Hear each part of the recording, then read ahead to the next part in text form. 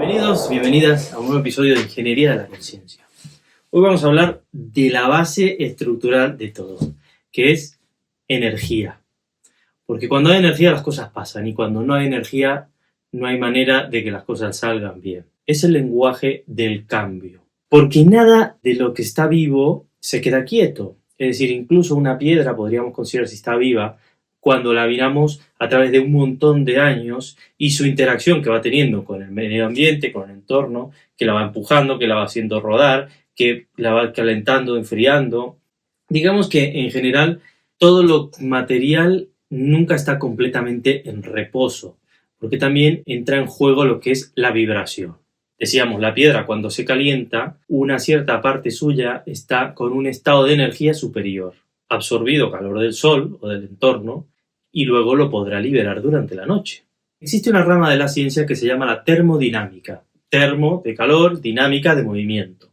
En física, la temperatura está relacionada con la energía cinética promedio interna de las partículas de un cuerpo. Cuando un cuerpo se calienta, es decir, absorbe energía de una fuente de calor, y hay más actividad interna. Recordemos que la energía no se crea ni se destruye, sino que simplemente se transforma de energía cinética a energía potencial. Entonces dijimos que la temperatura de un cuerpo es el promedio de la energía cinética de las partículas que la componen. ¿Quiere decir que el cuerpo se está moviendo todo el tiempo? No. El cuerpo puede estar en reposo, como estoy yo ahora sentado en una silla. Sin embargo, tengo una temperatura interna. Entonces ya hemos dicho, la primera ley de la termodinámica nos dice que la energía no se crea ni se destruye, sino que simplemente se transforma de una forma a otra.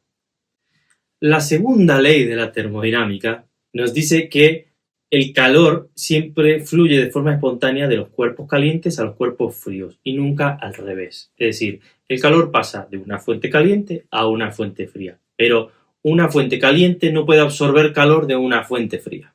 Y también habla de un término que se llama entropía. La entropía básicamente viene a decir que el universo tiende hacia el caos, ¿no? Quiere decir que, salvo que alguien haga algo, la energía se disipa. Y cuando se disipa, está menos ordenada. Es decir, que un cuerpo caliente y un cuerpo frío van a tender a estar los dos medio tibios. Y además, una vez que alcancen ese equilibrio, perderán el calor con el entorno. Esto, si lo trasladamos a un sistema humano, a una analogía psicológica, si se quiere, es entender que cuando uno está cuidando de su casa, no solamente está siendo de ama de casa y limpiando y ordenando. Lo que está haciendo es un acto prácticamente de dioses, que es de detener la entropía del hogar. Y la tercera ley de termodinámica lo que hizo fue establecer cuál era el cero absoluto. Aquí aparece el famoso Lord Kelvin diciendo que si dijimos que la temperatura es el resultado del movimiento promedio de las partículas de un objeto, entonces cuando ese objeto se queda totalmente quieto, es decir, todas sus partículas están sin movimiento, están quietas, ese es el cero absoluto, que equivale a unos 273 grados bajo cero. Es muy frío. Y luego que establecieron las tres primeras leyes de la termodinámica, tuvieron que establecer la ley cero, porque claro, hablábamos de calor, hablábamos de temperatura, pero no habían dicho cómo funciona un termómetro. Entonces, nada, simplemente dijeron que si hay tres cuerpos que están en equilibrio entre sí, significa que los tres están a la misma temperatura. Algo similar, hay un equilibrio térmico. A nivel mental nos pasa lo mismo. Durante el día estamos expuestos a un montón de estímulos. Nuestro cerebro está recibiendo información, está recibiendo energía por todos lados. Videos, conversaciones, música. ¿Qué hacemos con eso? Si nuestra cabeza no puede ordenarlo y sacarlo afuera, la energía que absorbe, devolverla al entorno o crear algo, producir algo con todo eso, esa energía se ha acumulado y no está ordenada. Y ha generado una entropía terrible. Y por eso nos cuesta a veces dormirnos por la noche y tenemos ideas que no paran. Y tenemos esa sensación de estar exhaustos porque estamos gastando un montón de esfuerzo en aguantar todo eso adentro. Tenemos que tener un proceso interno de hacer una digestión psicológica y finalmente tener un output, que puede ser una acción, puede ser una expresión, o pueden ser decisiones sobre las cosas que queremos hacer, o incluso puede ser la creación de arte. Cuando el ciclo se rompe, ahí aparece la entropía psicológica, esta carga mental, estos ruidos, este estrés que al final termina apareciendo físicamente en el cuerpo, ¿no? Claro, entonces vendríamos a hacernos una pregunta muy interesante. Si cuando yo le digo a mi cabeza, imagina una silla, se imagina una silla del color que queramos, del material que queramos, ¿no? Ahora mismo seguramente te estás imaginando una silla. ¿Qué pasa cuando yo le digo a mi cabeza, cállate? Imagina el vacío, imagina el silencio. No puedes.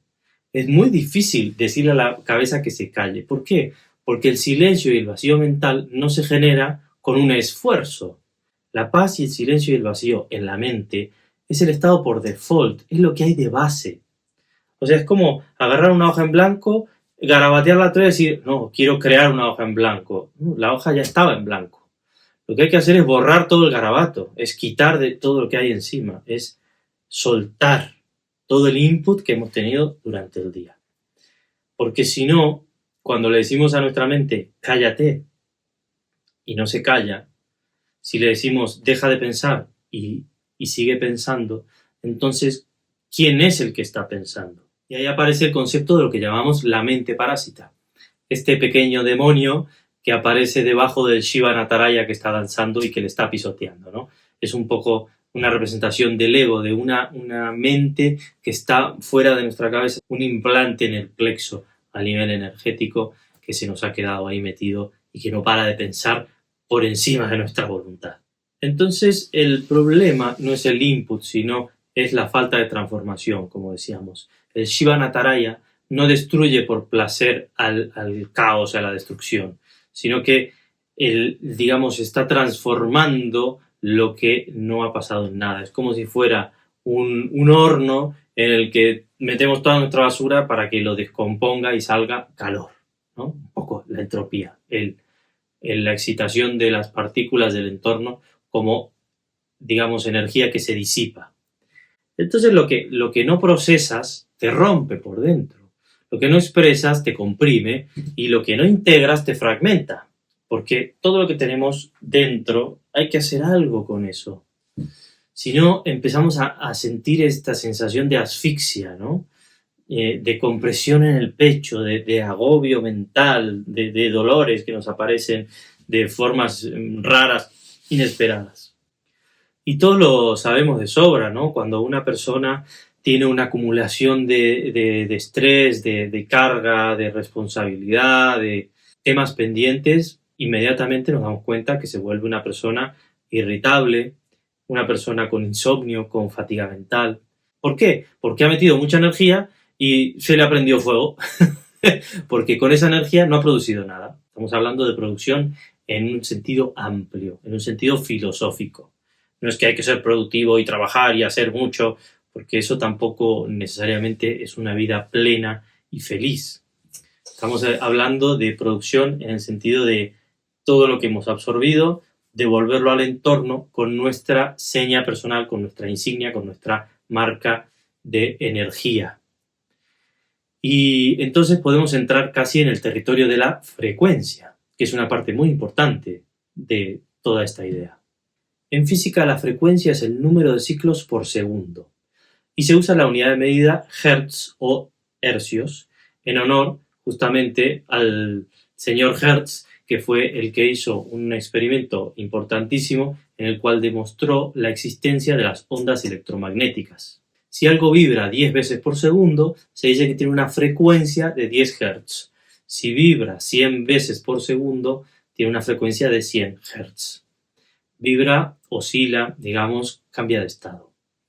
Y el espectro visible, es decir, los colores, la luz que nosotros vemos, que fue el gran Sir Isaac Newton que desarrolló esta idea de hacer atravesar un haz de luz blanca pura a través de un prisma, y descubrió que esa luz blanca en realidad se descomponía en un arco iris de colores. Pero claro, sabemos que entonces la luz es una frecuencia electromagnética, que también hay otras, ¿no? Después del rojo está el infrarrojo, después del violeta está el ultravioleta. Hay también las ondas de radio, las ondas de televisión, las microondas, las ondas del Internet que nos llegan inalámbricamente y muchas más. Las cósmicas, o sea, los rayos cósmicos también es una onda electromagnética que nos viene desde el fondo del universo, es una frecuencia específica, y que hay observatorios de la NASA y de otras agencias espaciales que se dedican a medirlos. Cuando escuchamos un sonido, en realidad lo que estamos es percibiendo una vibración del aire que llega al oído. Es una onda mecánica, en este caso, pero también tiene una cierta frecuencia. Y cada nota musical tiene una frecuencia diferente. Las escalas tienen una serie de notas, do, re, mi, fa, sol, la, si, do, y ellas tienen una frecuencia en la cual se afinan los instrumentos, ¿no?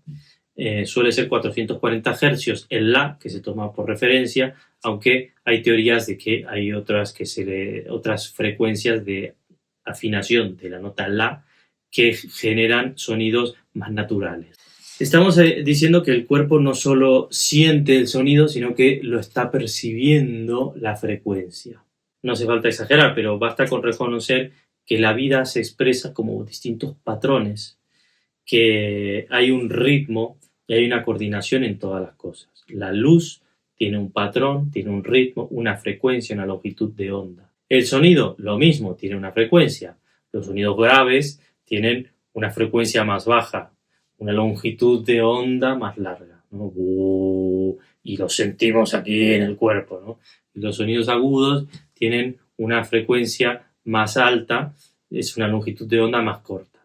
Es para aterrizar un poco la idea y ver cómo realmente todos en nuestro día a día lo hemos vivido de una forma o de otra. Como decíamos, Heinrich Hertz fue el que experimentalmente demostró la existencia de las ondas electromagnéticas que ya había predicho James Clerk Maxwell entre 1886 y 1889, fue cuando generó y detectó estas ondas en su laboratorio, mostrando que la electricidad, el magnetismo y la luz podrían entenderse dentro de un mismo marco físico. La electricidad que pasa por un conductor genera un campo magnético. Ese campo magnético, a su vez, puede generar una corriente eléctrica en otro conductor. Y si hay una diferencia de voltaje entre estas dos, pues ya podemos encender una bombilla y tener electricidad, tener luz. Entonces, a nivel del átomo, un electrón puede estar en una serie de niveles de energía, en unas órbitas. El átomo está compuesto de un núcleo y de unos electrones. Y estos electrones pueden estar en unas órbitas más cercanas o en unas órbitas más lejanas, según su estado de energía. No son un anillo perfecto, ¿no?, como el que se dibuja de los planetas, sino que es más bien una nube de probabilidades de un nivel de energía. Y cuando un electrón absorbe energía, puede pasar de un nivel de energía al superior. Es decir, puede hacer literalmente una transición cuántica y deja de existir en este nivel de energía inferior y empieza a existir en el nivel de energía superior. Es una transición o lo que llamamos el salto cuántico. Este es un concepto que estableció Niels Bohr, que se refiere al cambio instantáneo de un electrón de una órbita a la siguiente. La energía, entonces, en física decimos que es la capacidad de producir un cambio químico, físico, eléctrico. En termodinámica es el calor, la transferencia de energía de un cuerpo a otro por diferencia de temperatura. Y en el mundo cuántico esa energía se organiza en formas discretas y es de modo que un electrón puede excitarse, puede transitar o saltar de un nivel de energía al siguiente y emitir un fotón al volver a su estado inferior. Si queremos llevarlo esto a nivel humano, es muy sencillo de hacer un paralelismo, ¿no?, una analogía. La energía en nosotros aparece entonces como impulso, como entusiasmo, como deseo, como valentía, fuerza para hacer las cosas, lo que nos empuja a ser mejores, a dar más de nosotros mismos, porque estamos siguiendo nuestra pasión. Por eso hablar de energía no es solo hablar de física, es también hablar de la capacidad que tiene un sistema, o una persona en este caso, para no quedarse igual, para salir de su zona de confort, para salir de su órbita de energía normal y saltar a otra órbita de mayor energía. Pero claro, para eso hay que atravesar esa barrera, ¿no? No es fácil. Bueno, es muy fácil si tenemos la energía disponible. Un electrón, en cuanto le ponen la energía, inmediatamente salta de órbita en ese salto cuántico. No podemos pretender hacer un salto cuántico en nuestras vidas si primero no tenemos energía. ¿Cómo la creamos? ¿Cómo la tenemos? ¿Cómo la conseguimos? ¿No? Es ilimitada en el universo, se supone, pero ¿dónde está la mía? Eso sería un poquito lo más importante de este asunto, ¿no? ¿Cómo podemos hacer para tener cada vez más energía personal? Para poder tener esa fuerza motriz para empujar nuestros proyectos adelante, para poder hacer los cambios que tenemos que hacer, tomar las decisiones que tenemos que hacer. Hay que saber entonces cómo absorber esa energía antes de poder sacarla afuera, ¿no? Antes de poder darle forma, hay que integrarla, hay que hacerla propia, hay que ponerle nuestro sello personal. Porque el sistema no solo necesita expansión, también necesita compresión, ¿eh? Hay que saber subir y bajar, como decía un gran filósofo paraguayo que se hizo famoso en YouTube. Quiero decir que los ciclos de la naturaleza están dados por la luz del día y la oscuridad de la noche, la evaporación y luego la lluvia. Todo lo que está pasando nos demuestra que hay ciclos. Hay que saber expandirse y luego contraerse. Y hay que saber entender que a veces está bien estar mal, según mal llamamos a veces en nuestra sociedad, los estados en los cuales estamos comprimidos. Y luego, ¿qué vendrá? El florecimiento, ¿no? Después del otoño, del invierno, las flores aparecen en primavera y los frutos para cosechar en verano. La palabra del entusiasmo merece un lugar muy especial aquí, desde su raíz, en la que no es una euforia vacía, ¿no? Sino que es esta energía que nos permite levantarnos de la silla y hacer lo que tenemos que hacer. Es ese electrón que está absorbiendo la energía para dar el salto cuántico al siguiente estado de su órbita dentro de su átomo. Por eso cuando alguien está realmente entusiasmado, se nota, porque tiene dirección, porque hay una presencia y también hay coherencia entre lo que siente, lo que dice y lo que hace. Un niño vive más cerca de esa energía creativa, ¿no? Esa Shakti, y está conectado con el juego. Por eso es tan importante volver a jugar, saber tener nuestros momentos de ser ese niño interno que exista. Hay una autora muy importante que habla del camino del artista y ella habla de tener una cita con uno mismo para jugar. Poder tener momentos en los que nos permitamos ser nuestro niño interno. Y quizá por eso tantas personas mayores recuerdan con nostalgia el entusiasmo infantil, ¿no? No porque fuera una fantasía ingenua, sino porque todavía estaba intacta la capacidad de asombrarse por el mundo y de explorar, de tener ese coraje, esa fuerza, esa valentía de salir a la vida, ¿no? Y no decir, ay, es que, ¿qué van a decir? Es que me van a juzgar, es que van a pensar, es que lo voy a hacer mal. No importa, hacelo mal. Cuanto antes lo hagas mal, antes lo harás bien. Pero si lo quieres hacer bien a la primera, nunca lo vas a hacer. Si te dijeran que tienes que hacerlo 10 veces mal para hacerlo bien, entonces cada vez que lo hicieras mal, estarías cada vez más entusiasmado, porque sabrías que estás más cerca de llegar al número 10 que lo has hecho mal y el 11 que lo has hecho bien. Es saber escuchar cuáles son las actividades que nos hacen estar en un estado de alineación interna, ¿no? De sentir que nuestro propósito, nuestro espíritu, nuestro cuerpo están en calma, están en una fuerza, pero con fluir. Es como un río que fluye constantemente con toda su fuerza sin dispersarse. Entonces hay que saber contener nuestro entusiasmo también, ¿no? Es darle un poco esa estructura primero. No es querer salir a correr una maratón el primer día sin antes haber un poquito entrenado. No solo encender el fuego descontroladamente y quemarnos. Es a veces mejor encender el fuego poco a poco, que esa energía vaya subiendo ordenadamente y cuando nos encontremos en un estado de mayor energía, tengamos la capacidad para sostenerlo y para aprovecharlo. Porque si ahora mismo viene un ser magnífico y nos da un montón de energía, de repente nos encontramos que no sabemos qué hacer con ella porque no hemos todavía superado nuestras barreras internas, nuestras creencias limitantes, lo que creemos de nosotros mismos que nos mantiene frenados. No puedo, lo voy a hacer mal, no me lo merezco, es que tiene que ser difícil, porque si no es fácil, entonces no vale. y realmente lo que realmente es para ti te sale fácil. ¿Tienes que dedicarle? Claro que tienes que dedicarle. Entonces recordar que no todo avance es lineal, que no todo crecimiento se ve desde afuera, como la semilla que tiene que hacer un proceso interno antes de poder brotar, igual nos pasa a nosotros. La energía no debe ser solo acumulada, también tiene que ser aprendida. Tiene que unirse a la energía la conciencia. Y así la podemos regular y encarnar, hacerla viva en nuestra vida. Una fuerza bruta normalmente genera más caos que una fuerza bien canalizada. Observa a tu alrededor. ¿Ves caos y desorden? Hay mucha entropía, hay mucha energía tuya sin regular, sin gestionar, sin transformar. Hay que digerirlo. Muchas veces cuando tenemos muchas ideas en la cabeza nos sale naturalmente ponernos a ordenar la casa, ¿no? Bueno, estamos a través del entorno disminuyendo la entropía para poder ayudarnos a darnos ese permiso de ordenar la cabeza y la mente también. Y ojalá que tengamos todos siempre mucha energía y sobre todo, más aún, que sepamos reconocerla, que sepamos cuidarla, dirigirla, encauzarla y crear con ella, que sepamos manifestar esa energía en cosas a nuestro alrededor, en situaciones, en vacaciones, en experiencia, en conocimiento, en aprendizaje. Porque al final, vivir no es solo moverse, no es solo comer, crecer, reproducirse y morir. Es también disfrutar del camino.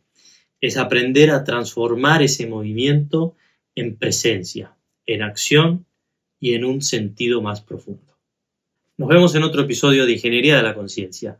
Hasta la próxima.